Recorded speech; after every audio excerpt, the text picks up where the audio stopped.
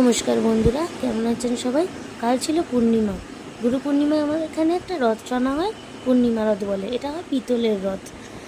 আগের দিন আর রথ দেখছিলেন সেটা ছিল কাঠের, এটা হয় পুরো পিতলের। চারদিকে চারটে গৌরাঙ্গ আর রাধাকৃষ্ণ আর আমাদের গোপাল ঠাকুর আসে এই রথে করে। বেশি দূর থেকে নয়, খানিকটা কাছ থেকেই আসে রথটা। একটু আসে, সামান্য কিছু সবাই হরিলুট করে মাথায়, দিয়ে তারপরে একটুক্ষণ দাঁড়িয়ে রথটি আবার নিজের জায়গায় ফিরে চলে যায়।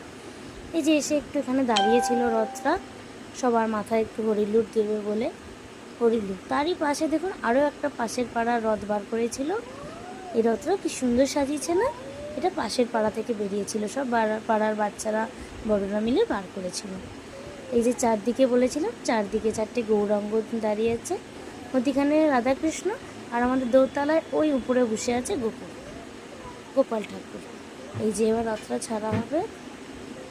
এগুলো হাত লাগিয়েছিল রথ টানতে, কেমন লাগলো কমেন্টে জানাবেন। আস্তে আস্তে করে চলুন,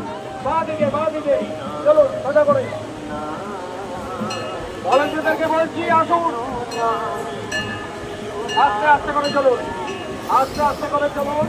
আমাদের এই ছোট্ট যেভাবে এসেছিল সেইভাবে